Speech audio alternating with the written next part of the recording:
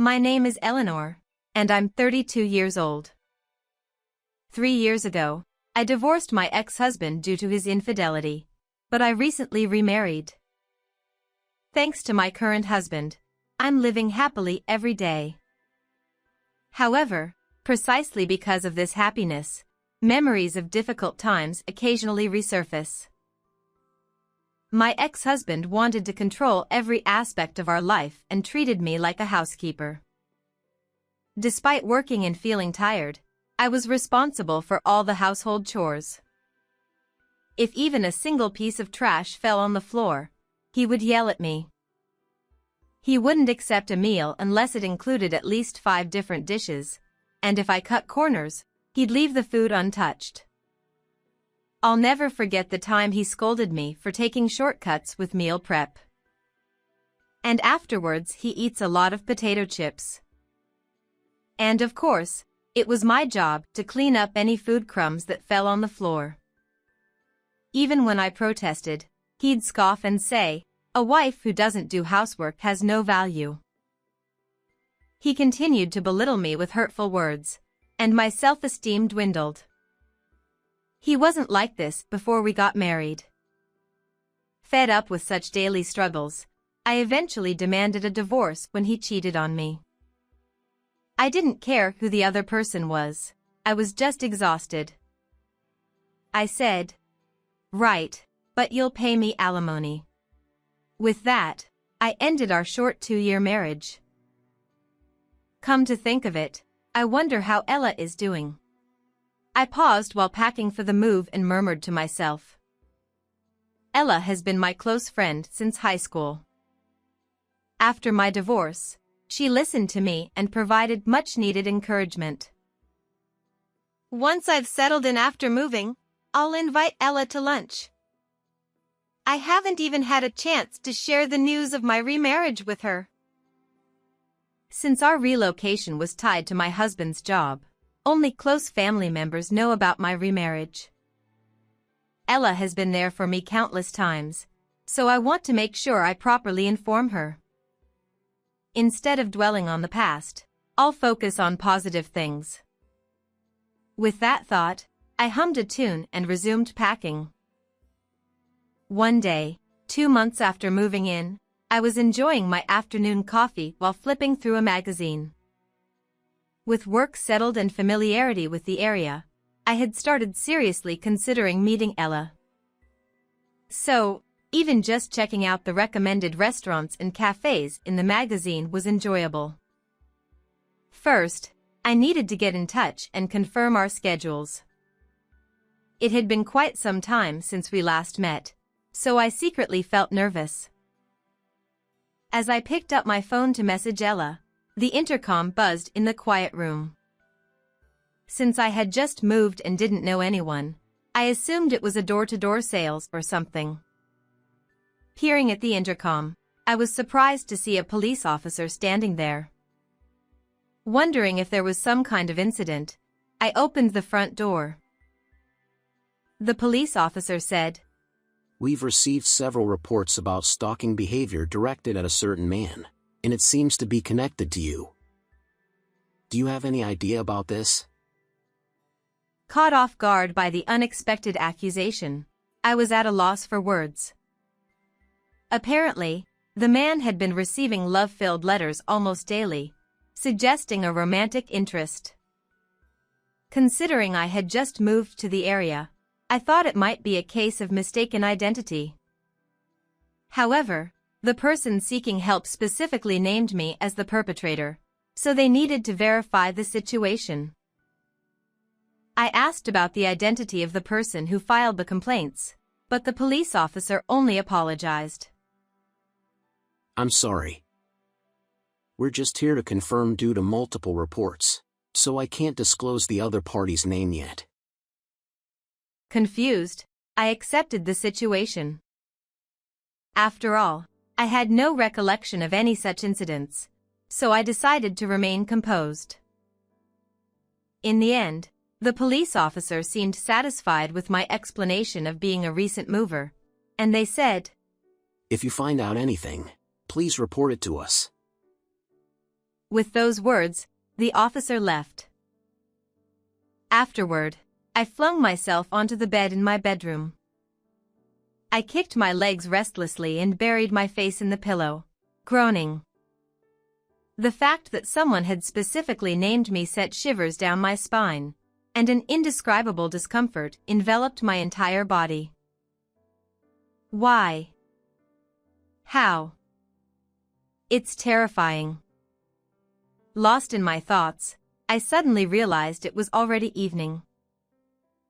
I had intended to contact Ella, but my mood had shifted. I let out a heavy sigh and forced my heavy body to get up and bring in the laundry. After the police left, I consulted my husband when he returned home. He reassured me that it was likely a misunderstanding. The next day, I pondered over yesterday's events. Although my husband's encouragement had lifted my spirits somewhat, I still felt melancholic when alone. Just then, my phone rang, an unrecognized number displayed on the screen. I hesitated but answered, and a familiar voice greeted me. Hello, Eleanor. It's been a while. The voice said.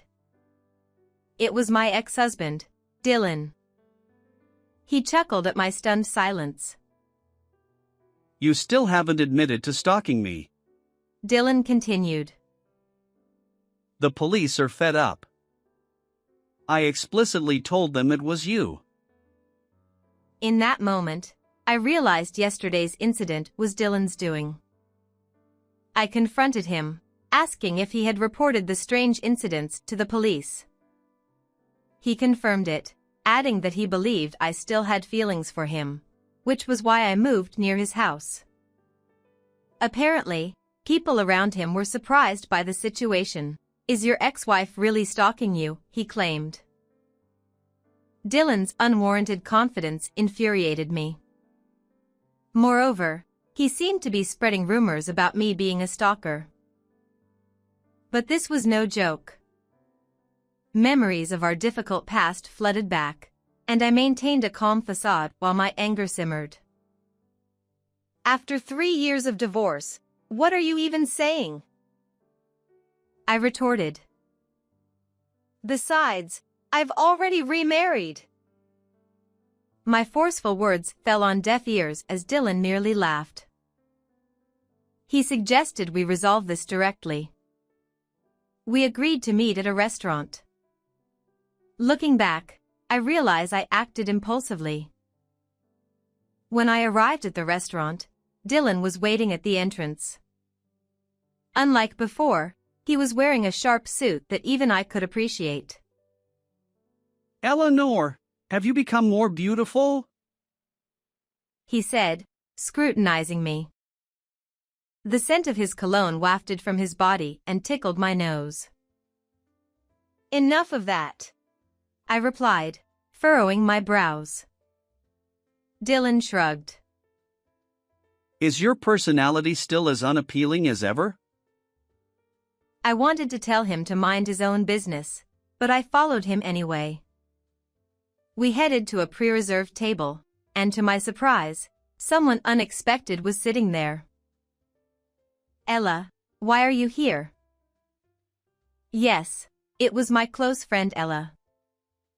Seeing me, Dylan and Ella exchanged knowing glances and smirked. I remarried Ella, Dylan said, putting his arm around her. His wrist bore an incongruously luxurious watch. Oh, this? I'm the CEO of a company now, thanks to Ella.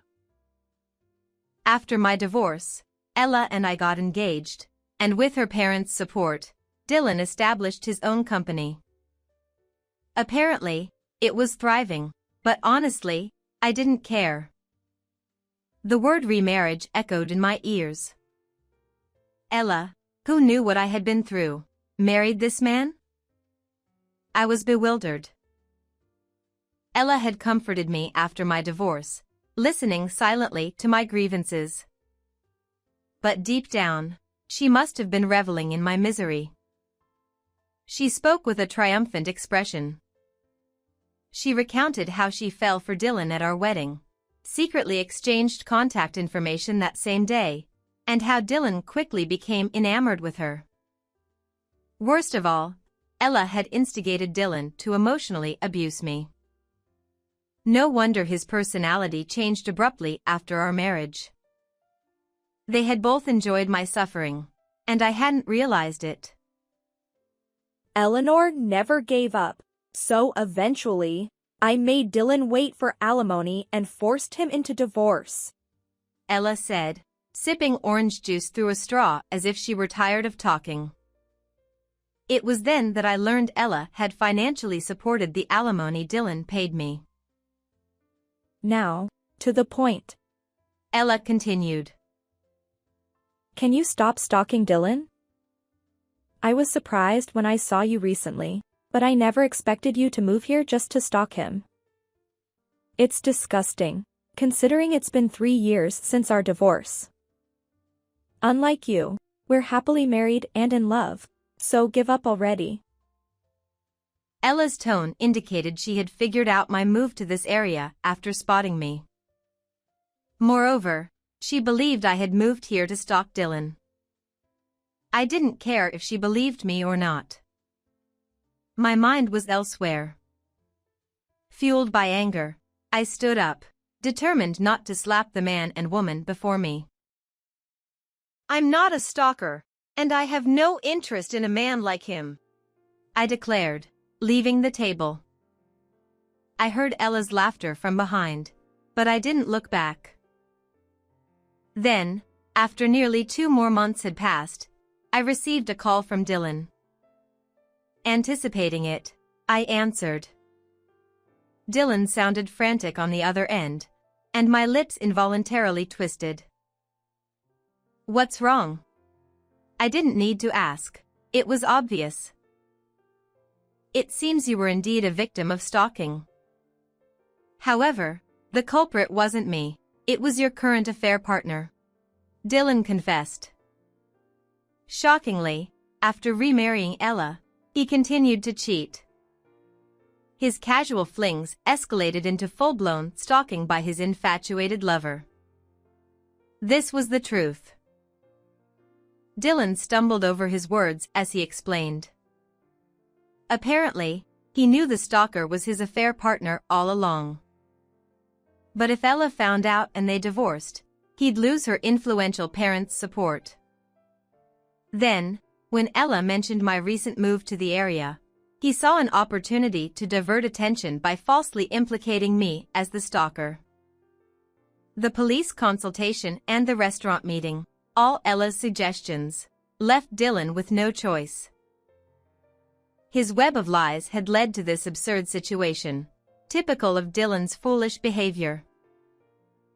I apologize for labeling you a stalker, but that doesn't justify your actions. Dylan's voice trembled. He was clearly in the midst of a crisis. I could hear banging on a door and what seemed like Ella's voice on the other end. Dylan was probably barricaded in his room. How pathetic. As a former friend, I merely informed Ella of the truth. I retorted. The actions Dylan referred to were likely the photos I'd sent Ella. I would like to request compensation for cheating on you. I attached a letter saying. The photo shows Dylan's current affair partner stalking him, and the stalker and Dylan entering a hotel arm in arm. Going to a hotel while still being harassed. Truly surprising, I added, exasperated. Why did you prepare such photos, you might wonder? Well, it was all thanks to my husband. You see, my current husband works as a private investigator. Recently, he opened his own agency and moved with me to this area. Little did we know that his first case would involve Dylan. It's a complicated situation, and I feel somewhat apologetic. Within a month, my husband had uncovered the real stalker and gathered solid evidence of both the stalking and Dylan's infidelity. I'm truly grateful. Oh, by the way, I'll be seeking alimony from both you and Ella, I informed Dylan. Ha! Dylan's voice cracked. You knew who the real culprit was, yet you specifically named me in the police report as the stalker. And then you spread that information around. Quite malicious. I continued. But... Dylan stammered. I pressed on. Just when I was finally starting to forget about our marriage, you had to reopen old wounds. You'll pay the price for this emotional torment. As Dylan whimpered, a cacophony erupted on the other end. It seemed Ella had broken down his door and entered his room. From a distance, I heard her furious voice. Who were you whispering to?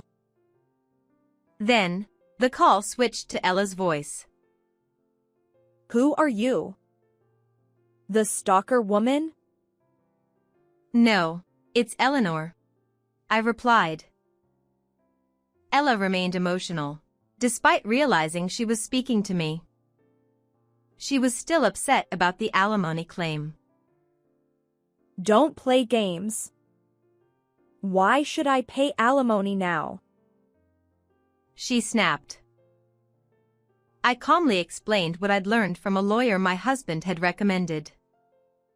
If infidelity led to divorce and the affair partner's identity remained unknown, alimony claims were valid for up to 3 years from the moment the partner was identified. Just now, I informed your husband about the defamation claim for alimony, I added. Ella's voice trembled. You money grubber. Don't ruin my happiness. Isn't this just karma for your actions? I retorted. She targeted Dylan simply because she didn't like me, and she orchestrated his mistreatment of me. After our divorce, she pretended to be a good friend while secretly mocking me. I can never forgive her. I won't pay any alimony. When I was summoned to the restaurant, I had a voice recorder in my bag. As a precaution, I had turned it on for self-defense. Unexpectedly, I discovered that Ella was Dylan's affair partner from 3 years ago. I had recorded this conversation, and even now, this call is being recorded. That's right. Regardless of what you say, you both will face the consequences of your actions.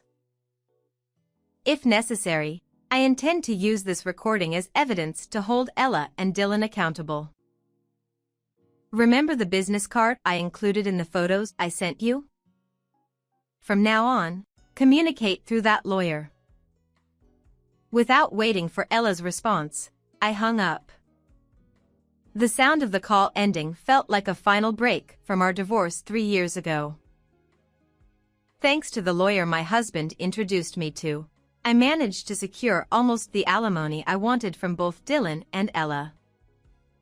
Ella was disowned by her family after they learned about the alimony claim, and Dylan's company faced a scandal when the affair and stalking were exposed. Dylan lost social credibility and the support of Ella's influential parents. Even now, Dylan and Ella are dealing with the fallout from their affair partner's stalking behavior. Moving here was quite an ordeal. My husband consoles me. I want to cherish this person who smiles kindly at me despite the inconvenience I caused him. Finally, we can enjoy some peaceful moments together. How did you like this story? Don't forget to subscribe to the channel. Until next time.